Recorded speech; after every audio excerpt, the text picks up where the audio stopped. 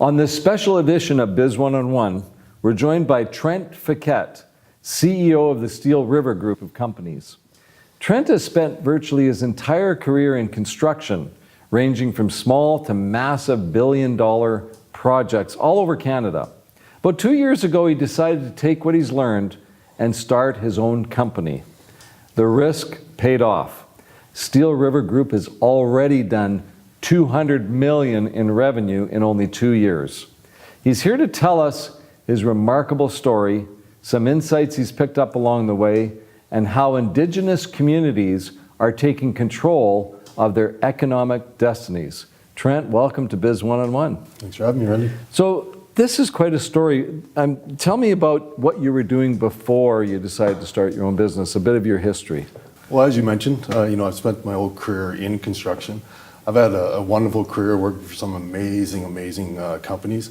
Started my career off early, believe it or not, in the resort industries, building high-end condos and high-end hotels in and around the Fernie and Kimberley region. That's in British Columbia. In British Columbia, yeah. Correct, yeah. And from that, And how old were you when you did you go to university? Yeah, fresh out of university, so my early 20s, 22, 23.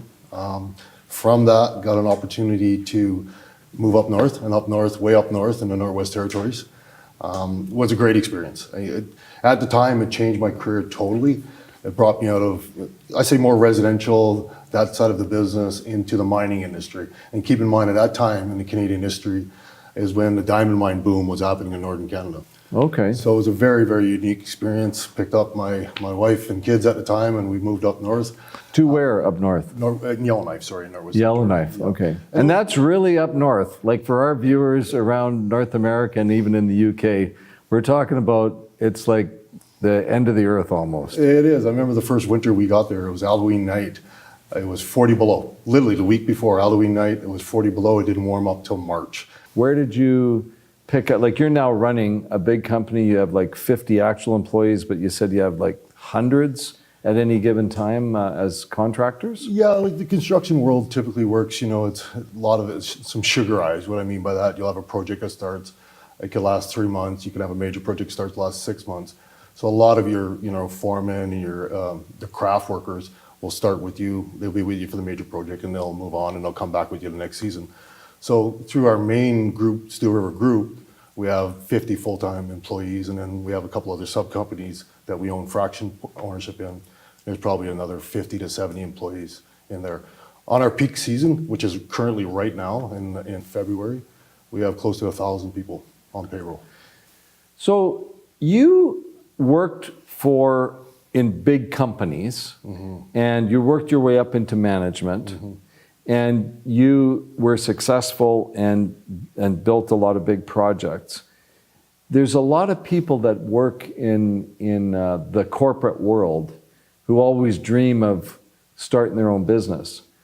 And it's the rare person that actually does it, and then it's the even more rare person that has the kind of success that you're having right out of the gate. There's no way I would be able to build what I built over the last 2 years without people deciding to join and believing in my vision. And then, we have a very complex business model when you look at it from the outside, as such that we have a ton of partnerships. So every single business that I'm associated with, I'll have other partners that have a minority stake. So as Steel River Group, we'll always have 51% at a minimum to ensure that we're keeping the flavor of all businesses being owned and operated by an Indigenous members. But the key is bringing the people and bringing them a stake in the game. To grow a business this quick, you have to literally have each business as a standalone silo and trust that the people inside that business are operating the business correctly. So you partner with other people that have already been entrepreneurs, or most of them haven't been?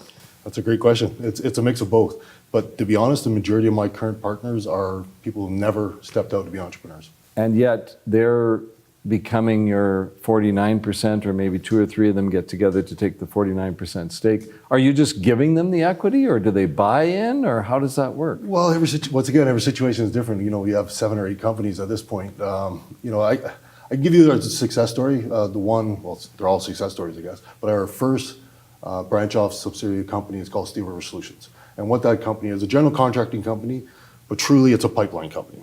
We had two individuals that are my partners. They are absolutely operational excellence, construction managers, superintendent type individuals, but they don't necessarily have the experience and aptitude on the business side. They've never run their own business. Never run their own business. So as a partnership, Steel River Group would come in and provide corporate governance, the back office support on the finances, business development, so on and so forth. They focus on to executing projects. Come that together as a perfect marriage. And where did you get the idea to set things up that way? Are you following someone else's model? There's lots of companies that go out there and do that. Like, I work for one of the most amazing entrepreneurs and leaders of all time, in my opinion, a guy by the name of Bill Eglinton, who's the owner and developer of the JV Driver Group. When I joined JV Driver back in mid-2000s, we were doing $50 million worth of revenue, and I went and did the first major project, which was like a $250 million lump sum. And then I moved into a $2 billion project for JV Driver. Over that 5-year period, he took the business up to $4 billion. Annual revenues, $4 billion. Yes, in that 4 to 5 year period. 4,000 million, by the way. We throw out that $1 billion number. It's like, because in government now it's all in billions, but $4,000 million of revenue each year. So throughout my life, to that point on, I link back and I've learned so much and taken so much from that overall experience, from Bill as an individual, from the company, from how he treated his people, from the other people associated with the business. Amazing story, amazing man. So can't say that I haven't mirrored some of that concepts around. Bill took an approach of companies already in existence, supporting them from the lower side and then taking on more percentage as he went in. We're going to be right back with more with Trent Fequet, and we're going to dig into his background as an Indigenous person himself. Stay with us.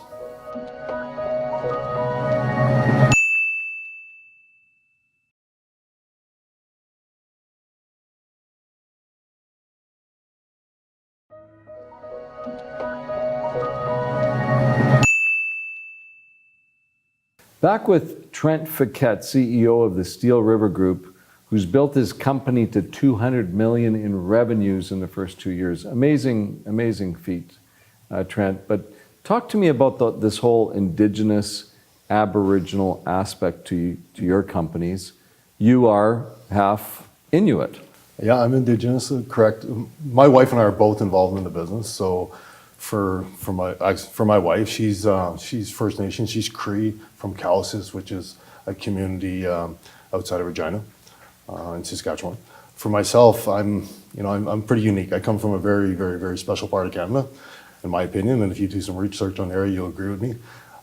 It's the very eastern part of Quebec, the peninsula of Quebec that splits Labrador from Newfoundland. Very, very, very remote. Yet today, the only way you can access is by a freighter boat that goes down the coastline, we call it the coastline, once a week, or get in by a plane in the wintertime snow machine. There's no cell service yet today. There's still dial-up. No cell service. It's a very traditional part of the world. It's a very special part of the world on both sides. For me, I'm very proud of my Indigenous heritage, but I'm also very proud of my colonial heritage. I say often I'm the second and first peoples of the world, of Canada anyway. The First Nations are obviously the first people that entered Canada. And a lot of people don't know is the Inuit that came in. Obviously, the history shows that it came in from Alaska, and they came south and found people already inhabiting land, and they were fairly aggressive. And there was quite a few that populated the area at the time.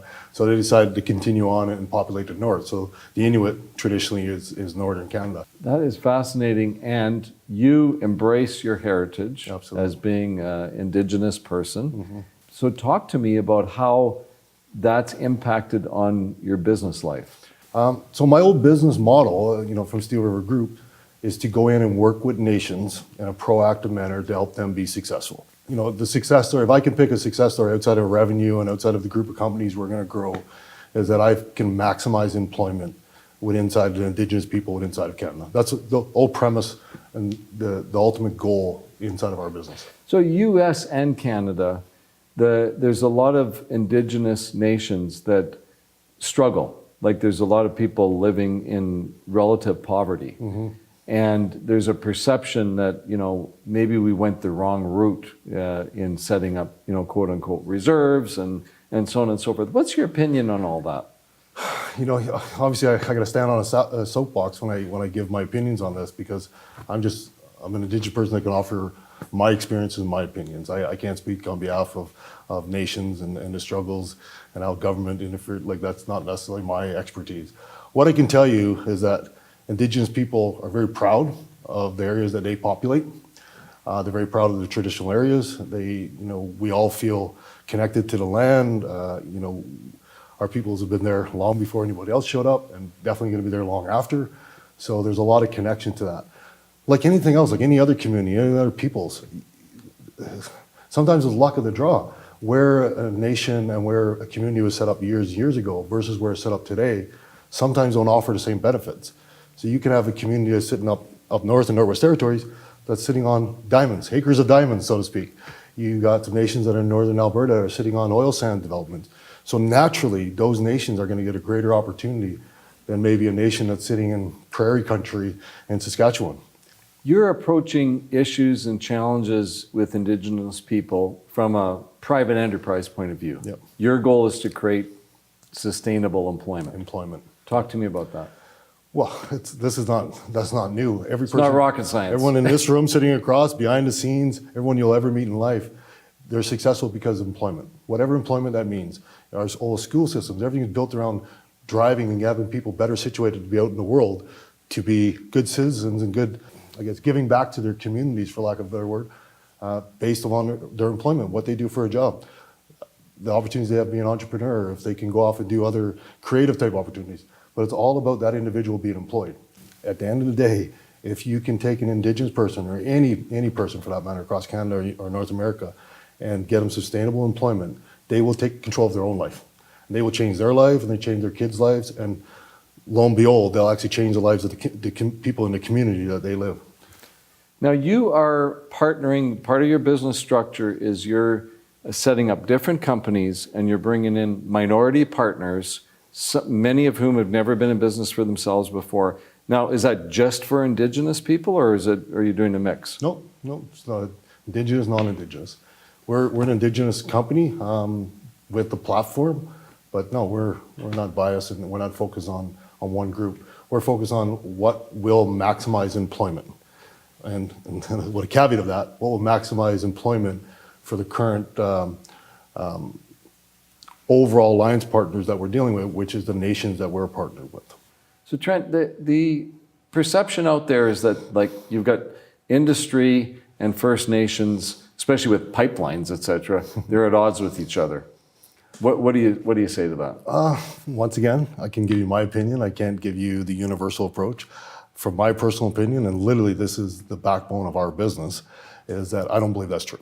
I believe that industry is absolutely supportive of making all of Canada successful.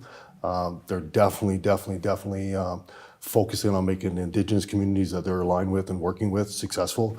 I believe they have processes and procedures inside of their company, and all of it is not equal, of course, that they believe allows the Indigenous groups to be successful and be proactively involved. What you typically see in the news is the reactive side of that, is when the nations get involved to a certain point where they feel that they haven't been consulted properly, or for whatever reason, but you're only seeing the reactive negative part of it. You see across Canada, there's examples peppered in every province and every territory, is when the Indigenous groups take ownership of their destiny, and I'll say it, they hold back and they stop the woe's me and the rhetoric, and I can say that from a place of honesty, and they decide to take control of their economic and social reconciliation, and they get proactive. Part of our business model is to walk in and enter partnership with the nation to facilitate them being a better partner to industry. So we're going to come back with Trent Fequet and talk about your philosophy about employees being family. Stay with us.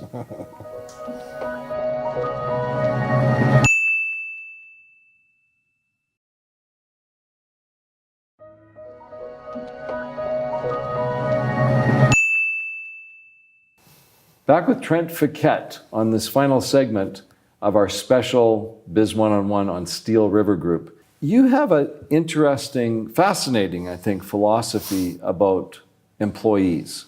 At the end of the day, for me personally, I have two kind of foundations. I have probably a bunch of things that keeps me center. And I call it the two Fs. The one F is fitness, the other one is family. On the fitness side, I devote the three things that fit inside of the fitness F. That's obviously physical fitness, staying in shape, mental health, and spiritual. On the second F, it's family. Personal family, my work family, and then family of the world that I haven't met yet. For employees that come into our organization, it's like your family. You don't get an opportunity to fire your kids one day if they disappoint you.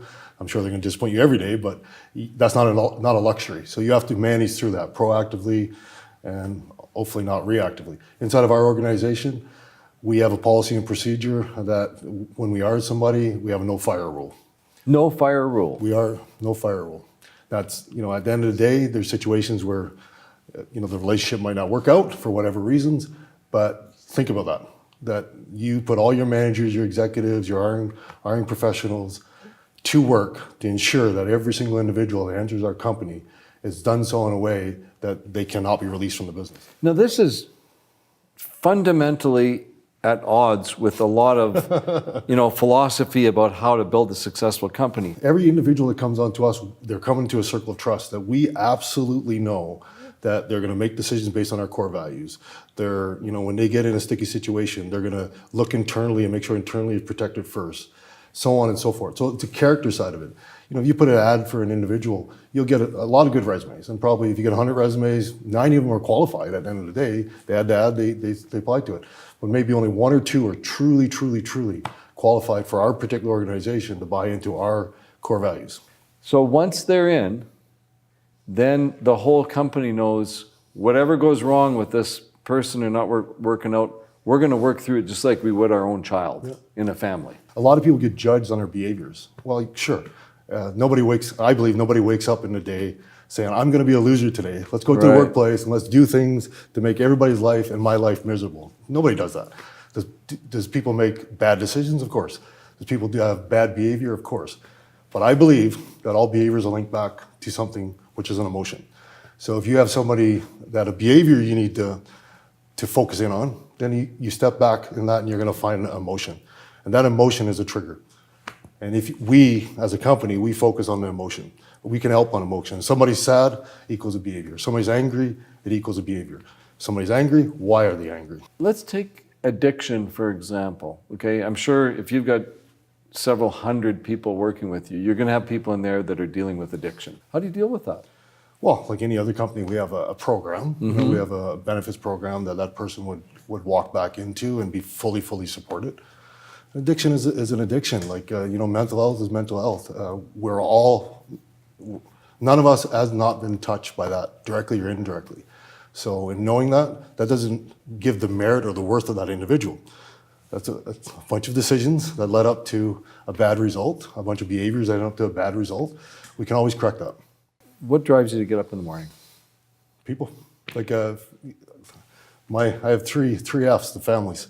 That drives everything. For me to be a consistent person, to be a caring person, to be a great leader, I have to be extremely disciplined. And if I can't be disciplined, how can I be successful against the world if I can't win against myself?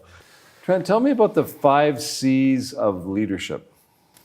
5 C's. Geez, you must have read my blog, right? Well, I had 4 C's originally, and I was doing I had the pleasure of going over to Europe, and I was sitting through this conference, and this amazing chairman and CEO was doing a speech, and he had 3 C's, and we overlapped on 2. So he had one called conviction that I didn't have. So I stole that one, and I moved it on, and I upgraded to 5 C's. So yeah, the first one is conviction. It's just having that unwavering resilience towards a goal to achieve it. Confidence. You got to have confidence in everything you do. A lot of what I find also, and inside of our organization, great for you to have confidence, but you also got to share that confidence. instill confidence. Instill confidence. It's so easy to, believe it or not, it's so easy to dilute confidence in and around the workplace. It's amazing how, and then also finding out and working with people to know truly what is confidence. Are they truly confident? Or are they just trying to portray? So for us is, let's make sure that everyone you're supporting does have the confidence to do their job. Courage, this one is self-explanatory. How can you teach courage? You just got to make sure you're supporting your people and yourself personally. Just take the chances. And if you take 1 or 2 chances, it's not so scary. It's like me sitting here today. First time on a TV interview, scary, but why not take this opportunity? That takes courage. Take courage. It takes courage. Consistency, well, we talked about that one in the four parts of my life. Look, I'll stand on a soapbox inside of a glass house with 2 rocks in my hand when I say consistency, because this is the toughest thing to do in life, personal life, family life. It's just so many things that can draw you off being consistent, but wherever possible, and don't get so much anxiety in your life to make sure you have to be 100% consistent, but what's wrong with 80 or 90%? Let's focus on being as consistent as possible. And for me, collaboration. Collaboration is absolutely key to success. That's the 5 C's. 5 C's. And it's wrapped up in a little bow around the 6th C, which is care. I guess I went through some personal tragedies in my life when I was with JV Driver. Left JV Driver for a bit. I lost my best friend. And through that, it was one of the worst experiences of my life, but I wouldn't be sitting here today if I didn't experience some of that hardship. And for me personally, what I ended up coming out of is that I had to find what was important to me. And for me, my motto is I choose to care. Everything in life, I stop. Every decision I want to make, I always center it around, do I care enough? Do I care enough to go to the gym? Do I care enough to take care of my mental health? Do I care enough to stay consistent in my work to ensure that my work family is taken care of? Do I care enough about my wife to not go for the dinner meeting and have a couple of glasses of wine and make sure I spend time with her? Every decision I make is centered around the 6th C, which is choosing to care. Well, I'm glad you cared enough today to come and join us on Biz 1on1. It's been a wonderful interview, Trent. I wish you nothing but more and more success. Thank you so much. It's been a pleasure.